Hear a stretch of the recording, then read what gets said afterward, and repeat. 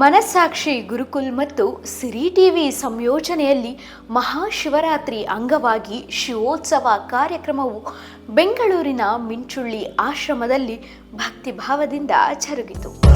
ಈ ಜಗತ್ತಲ್ಲಿ ಎಲ್ಲರೂ ಎಷ್ಟು ಸಲ ಸೃಷ್ಟಿ ಎರಡು ಸಲ ಆಗುತ್ತಂತೆ.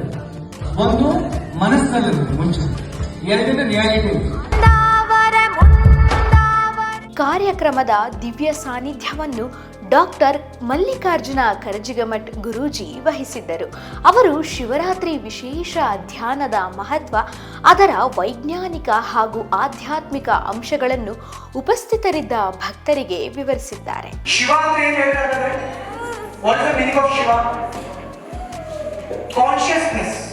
Shiva is a consciousness. So now ಏನಾಗಿದೆ ಅಂದ್ರೆ but we are not in a consciousness. We always mind ಏನು ಗೊತ್ತಾ, ಹಿಂದಾರು ಹೋಗ್ತಿರುತ್ತೆ, ಮುಂದಾರು ಹೋಗ್ತಿರುತ್ತೆ. Correct? When the third eye is activated, when the power of third eye is activated, trinity activate ಆದಾಗ you become more presence moment ಅಲ್ಲಿ ಇರಕ್ಕೆ start ಮಾಡ್ತೀರಾ.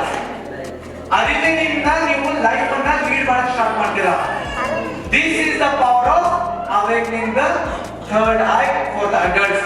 So ಹಾಗಾದ್ರೆ ಹೇಗಿರುತ್ತೆ, ಎಲ್ಲಿರುತ್ತೆ? ನಾನು ಅನ್ಕೊಂಡಿದ್ದೆ ಮುಂಚೆ ಇದೇ ಪ್ರಿಮೈಸ್ ಅಲ್ಲಿ ಮಾಡ್ಬೇಕು ಅನ್ಕೊಂಡಿದ್ದೆ. ದೊಡ್ಡವರೆಲ್ಲ ಒಂದು 2 ದಿನ ಕರೆದು ಈಗ ಮಾಡ್ಬೇಕಂದ್ರೆ. ಕರ್ನಾಟಕದ ವಿವಿಧ ಭಾಗಗಳಿಂದ ಭಕ್ತರು ಹಾಗೂ ಪಾಲಕರು, ಮಕ್ಕಳು ಕಾರ್ಯಕ್ರಮದಲ್ಲಿ ಭಾಗವಹಿಸಿದ್ದರು. ಈ ಸಂದರ್ಭದಲ್ಲಿ ಮಕ್ಕಳ 3ನೇ ಕಣ್ಣು, ಜಾಗೃತಿಕ ಮಹತ್ವ ಹಾಗೂ ಏಕಾಗ್ರತೆ, ಸ್ಮರಣಶಕ್ತಿ ವೃದ್ಧಿಗೆ ಸಂಬಂಧಿಸಿದ ವಿಶೇಷ ಮಾರ್ಗದರ್ಶನವನ್ನು ನೀಡಲಾಯಿತು.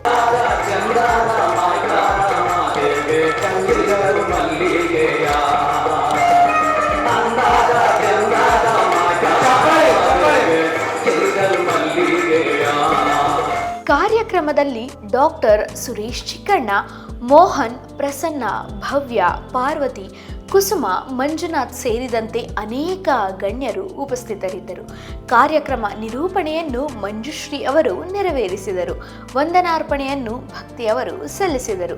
ಶಿವಭಕ್ತಿ, ಧ್ಯಾನ ಮತ್ತು ಸಂಸ್ಕಾರಗಳ ಸಂದೇಶದೊಂದಿಗೆ ಕಾರ್ಯಕ್ರಮ ಯಶಸ್ವಿಯಾಗಿ ಸಂಪನ್ನಗೊಂಡಿತು. ಇದೆಷ್ಟು ಈ ಹೊತ್ತಿನ ಸುದ್ದಿ. ಮತ್ತಷ್ಟು ಸುದ್ದಿಗಳಿಗಾಗಿ ನೋಡ್ತಾ ಇರಿ ಸಿರಿ ಟಿವಿ.